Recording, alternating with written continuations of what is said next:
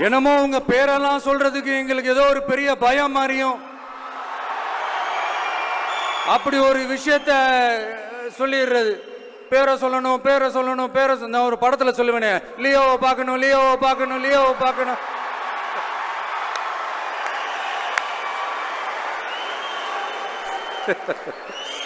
இல்ல சத்தியமா அப்படிதாங்க இருக்கு. இன்று தமிழக வெற்றிக் கழகத்தின் பொதுக்குழு கூட்டத்தில் பேசிய அக்கட்சியின் தலைவர் விஜய் பிரதமர் மோடியை தாக்கி பேசியுள்ளார். இங்க நீங்க தான் இப்படின்னா அங்க அவங்க யாரு?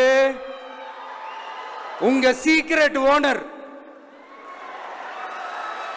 அவங்க உங்களுக்கும் மேல மாண்புமிகு திரு மோடிஜி அவர்களே,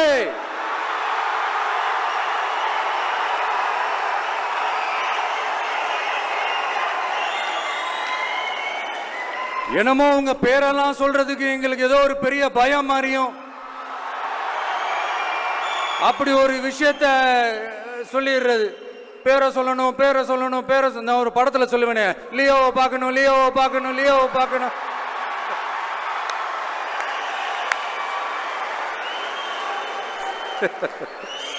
இல்ல சத்தியமா அப்படிதாங்க இருக்கு. சென்டர்ல ஆள்றவங்கன்னு சொல்றோம். சென்டர்ல யார் ஆள்றா? காங்கிரஸா?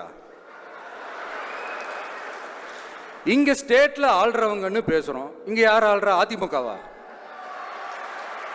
அப்புறம் என்ன பேரை சொல்லணும், பேரை சொல்லணும்? புரியலையே. நீங்க தானே கேட்டீங்க, வச்சுக்கோங்க.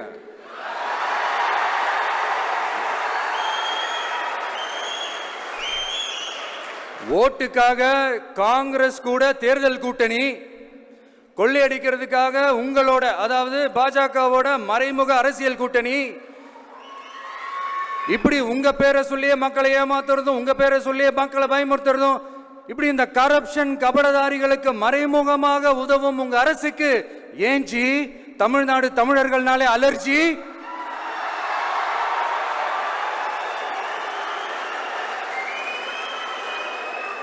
தமிழ்நாட்டிலிருந்து வர ஜிஎஸ்டியே கரெக்டா வாங்கிக்கிறீங்க.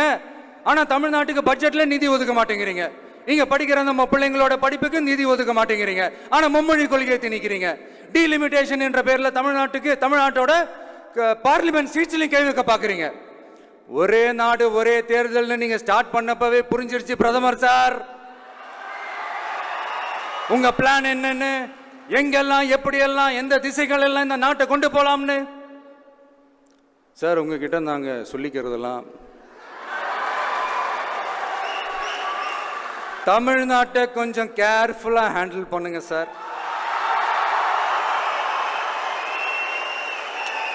ஏன்னா தமிழ்நாடு பல பேருக்கு தண்ணி காட்டின ஸ்டேட் சார், பல பேருக்கு தண்ணி காட்டின ஸ்டேட் சார். பார்த்து சார், பார்த்து செய்யுங்க சார், மறந்துடாதீங்க சார்.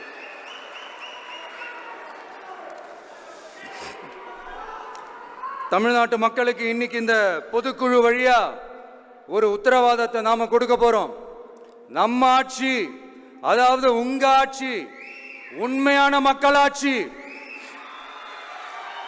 தமிழக வெற்றி கழகம் தலைமையிலான அறுதி பெரும்பான்மை பெற்ற ஆட்சி, அதே சமயத்தில் அதிகார பகிர்வுடன் கூடிய ஆட்சி.